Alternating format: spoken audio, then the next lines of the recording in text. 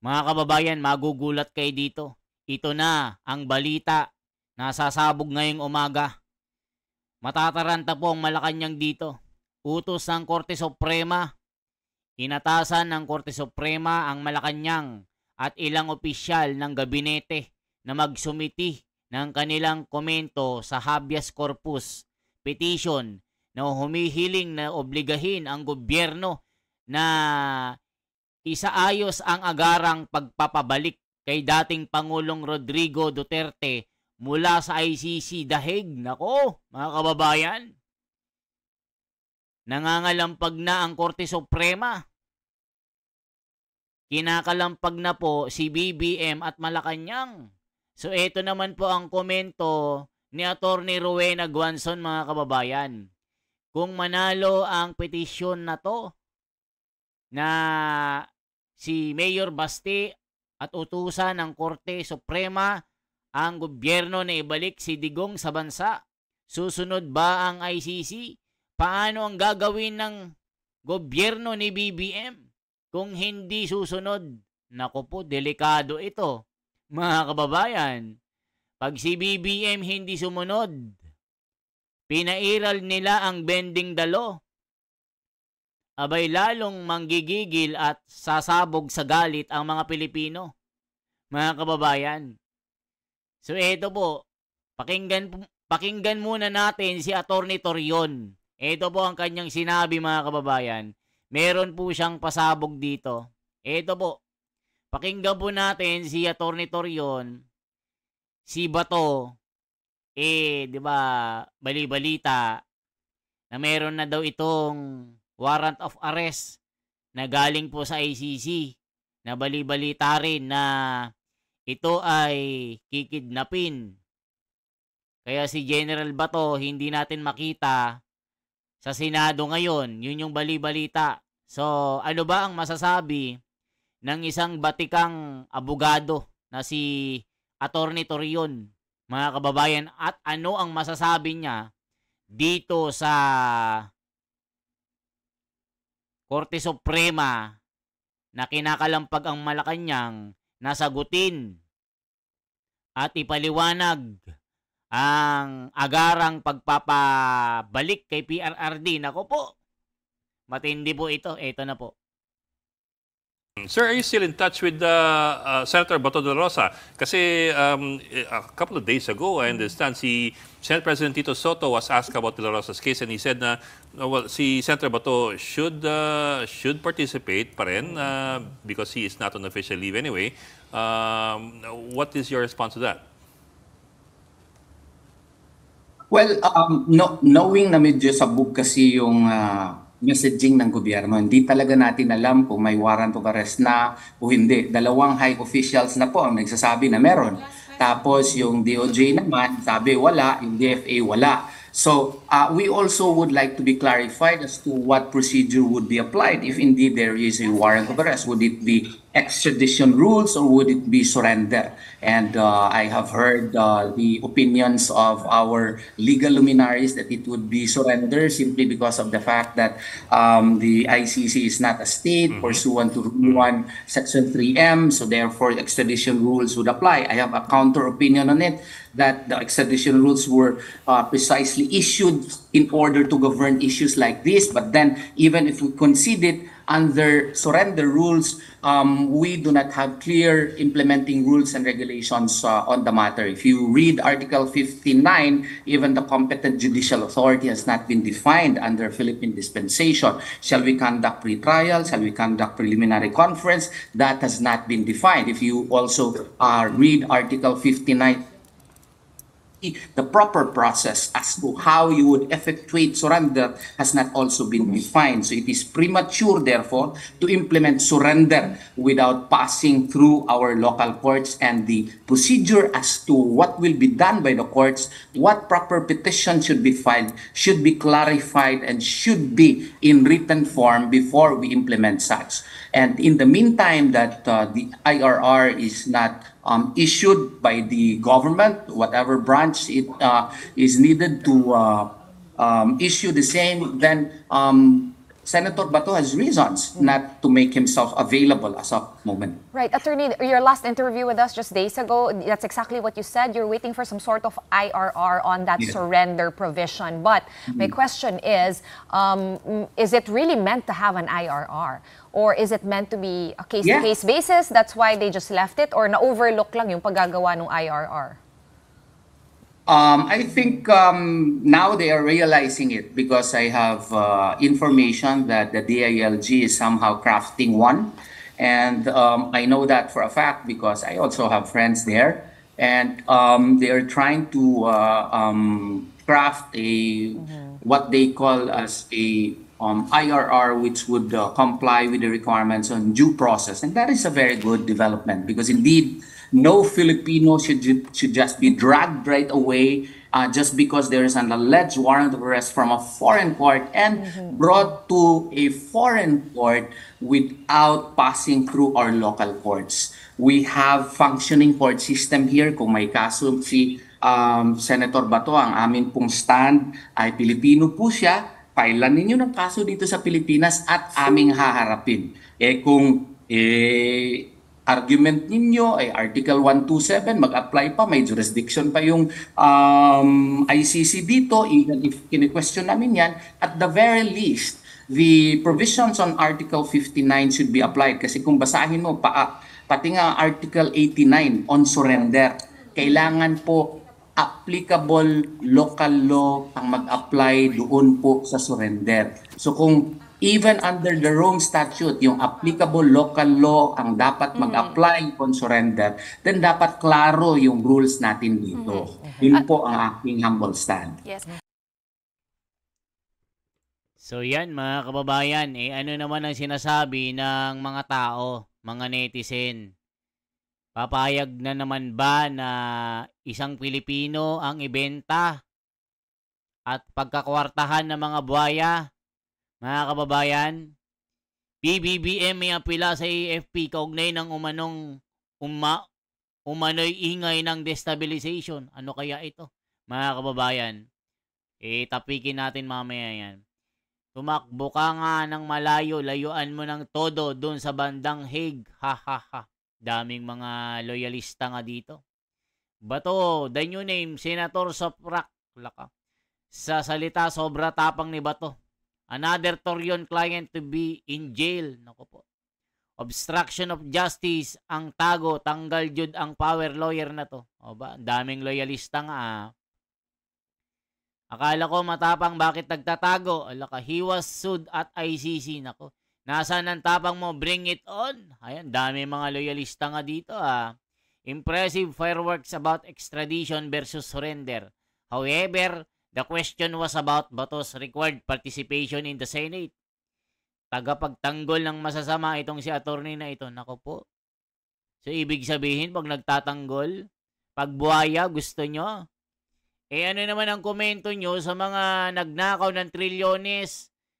Iba rin ang mga iba rin ang mga loyalista nga, Hanggang ngayon, loyal na loyal, Harap-harapan ng ninanakawan, niloloko. Aba, loyal pa din ang mga tanga. Sabi ni Jason Abalos ng Tarlac. Nagbabasa lang po tayo ng comment dito. So, matindi ito mga kababayan, So, tignan po natin itong sinasabi po dito sa utos ng Korte Suprema. Ito po mga kababayan ko. Ayan, Ano ba sabi dito mga kababayan? Check nga natin. Ito po yung sulat ng Korte Suprema. Basahin ko lang po mga kababayan medyo check lang natin ito.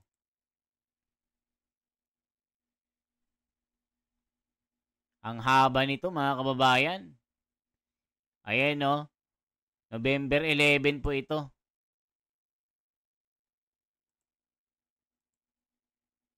Wait lang Ito, ayan. Pwede pa lang ma-zoom out ito. Ayan. Ayan. Mga kababayan, ito, basahin po natin. Sir, ito po, Supreme Court po ito mga kababayan na, Sir, Madam, please take notice that the court in Vance issued a resolution date November 11, 2025 which read as follows. GR number 278763 in the matter of the petition for writ of habeas corpus of Rodrigo Roa Duterte, Sebastian Z. Duterte petitioner, Honorable Lucas P. Bersamin, in his capacity Executive Secretary Jesus Crispin Remulla, in his capacity as Secretary of Justice, Honorable John Vic Remulla, in his capacity as Secretary of the Interior and Local Government, Honorable Police General Romel Francisco Marbil, in his capacity as Chief of the Philippine National Police, Honorable Police Major General Nicolas Torre III, in his capacity as Director of the PNP Criminal Investigation and Detection Group, Honorable Menardo Guevara, in his capacity as Solicitor General, Honorable Norman Tansinko, in his capacity as Commissioner of Immigration, Honorable Enrique Manalo, in his capacity as Secretary of Foreign Affairs, General Romeo S. Browner Jr., PA, in his capacity as Chief of Staff of the Armed Forces of the Philippines, Yusek Lieutenant General Antonio J. Alcantara, in his capacity as Executive Director of the Philippine Center on Transnational Crime, Captain Johnny Gulla and Captain Elmo Segovia. Respondents, GR numbers 278768, Veronica A. Duterte, on behalf of Rodrigo R. Duterte, petitioner, Executive Secretary Lucas Bersamin, Secretary Jesus Crispin C. Remulla, Police General Romel Francisco Marbil, and Nicolas Torre III. Ang haba nito mga kababayan. So, hinihiling po ng Korte Suprema na nagpapaliwanag na po. Pinagpapaliwanag po, ayan, nautos ang Korte Suprema, inatasan ng Korte Suprema ang Malacanang at ilang opisyal ng gabinete. Ayan, tindi nito mga kababayan ko. Ayan, no? Inuutusan po ngayon ng Korte Suprema ang Malacanang at ang mga opisyal ni BBM ang agarang pagpapabalik kay PRRD. Ayan, no? Inatasan ng Korte Suprema ang Malacanang at ilang opisyal ng gabinete na magsumiti ng kanilang komento sa habeas corpus petition na humihiling na obligahin ang gobyerno na inaayos ang agarang pagpapabalik kay dating Pangulong Rodrigo Duterte mula sa Dahig. Ayan po ang mga balita dito.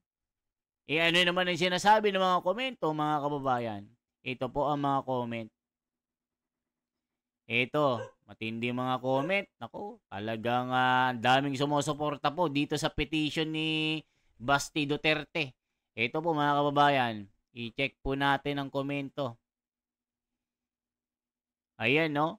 If the ICC position is that the alleged crimes involving Tatay Digong fall within the period when the Philippines was still member of the ICC, then by the same logic, those who allegedly kidnapped him should also be held accountable because their actions happened during a time when the Philippines was no longer an ICC member. In short, the situation should be treated consistently. Nako po. Swap 2 versus 1, Lisa N. Makoy ipalit. Nako po. Ito pinasummarize ko na kay ChatGPT para hindi masyado nosebleed. In the simple words, the Supreme Court is basically listing all the legal questions in need answer regarding when the ICC still has authority over Duterte, whether his arrest, detention was legal, whether the Philippine withdrawal from the ICC affects anything, whether the Supreme Court should intervene, whether Duterte's rights were violated and whether he should be released via writ of habeas corpus. It's not the court giving a decision yet. It's the court asking for clarification before deciding. Ayan, mga kababayan, pinagpapaliwanag yung mga gabinete at Malacanang. Ano yung kanilang mga grounds? Bakit dinala doon sa ICC si PRRD? After that, the Supreme Court will decide if PRRD will going back to the Philippines. Diba? Ito pa po mga kababayan. Dapat after ng presidency ni Marcos, elitisin din siya for the allowing a Filipino to be tried sa ICC na hindi naman tayo parte. May pag-asa pa kahit lang makauwi din si Tatay Digong. Tumakbo ka sa 2028, ma'am. Mananalo ka, totoo yan. You will never find justice in a world where criminal make the law. Bob Marley. Biglang nagising ang Supreme Court. Nako po. The hopium is strong with this one. Nako. Gobyerno ni BBM lang naman talaga ang may kakayahang humabla sa ICC para kay Duterte. Kagaya lang din yan kung paano ihabla ni Duterte ang mga OFW na nasasakdal sa ibang bansa. Nung termino niya, unless na lang itong si Bongbong gusto talaga niyang doon na lang magtanda o tumanda sa kangaroo court hanggat malagutan ng hininga, meaning wala nang mas dedebon niya pa sa kanya. US might help Philippines is an allied. Nako po. Lalabas ulo ni Baby M. Ani. Hindi susugod ang ICC dahil hindi naman sila sakop ng ating konstitusyon, but those people responsible for this has no other choice but to exert all effort to bring him back no matter what. Hindi sasakit ang ulo nun. Wala naman laman. Nako po. Tindi mga kababayan. Meron ba Supreme Court dito sa Pilipinas? Di ba taga The Hague ang Supreme Court? Hindi na kami mag-expect na may hostisya sa Pilipinas. Di ba nga ICC na ang gumagawa? Kasi wala naman din sila anumang korte. Meron ang Pilipinas. Nakakagalit. Ipinapasa Diyos na namin ang lahat. Sana may konsensya pang natira ang mga namamahala ng hostisya. Kung maubos ng mali-malitang pera o uwi si Tatay Digong, nako po mga kababayan ko. Ito, Milesa. Ayan. The Supreme Court of the Philippines has no power to order or compel the International Court to release an accused person. The ICC is an independent international tribunal. The ICC is not under the Philippine government nor under the jurisdiction of the Philippine Supreme Court.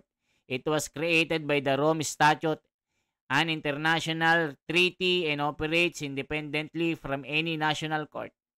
Nako, mga kababayan. Culpable violation of the Constitution, sabi ni Lamelo, means a deliberate and wrongful breach of the Constitution that is serious enough to warrant punishment, such as impeachment. It is distinct from unintentional mistakes or good faith errors in constitutional interpretation. This term is a ground for impeachment in the Philippines for high-ranking officials, including the President, Supreme Court, and Ombudsman. Ako, mga kababayan ko. Ayan po ang mga balita dito. So, anong masasabi nyo, mga kababayan? Matindi itong mga balitang ito. Ano naman ang sinasabi ng mga komento? So, i-check po natin. Ito pa mga comment. Impressive. Ayan. Tagapagtanggol ng masama itong si attorney na ito. Torion, magtago ka na rin.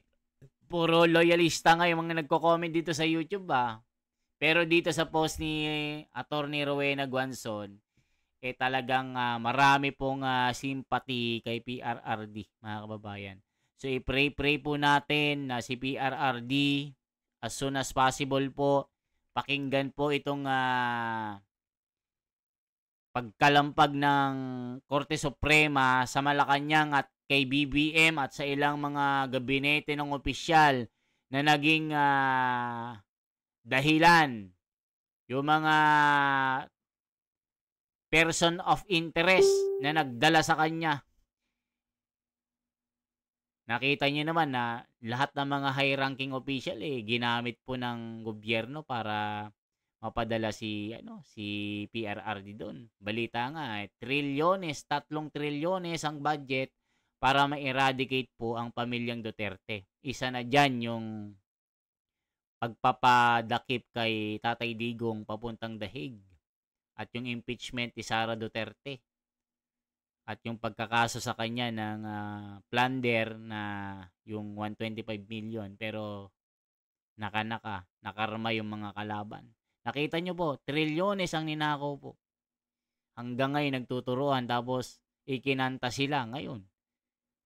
Sila palang magnanakaw, di ba? Ano masasabi nyo po mga kababayan?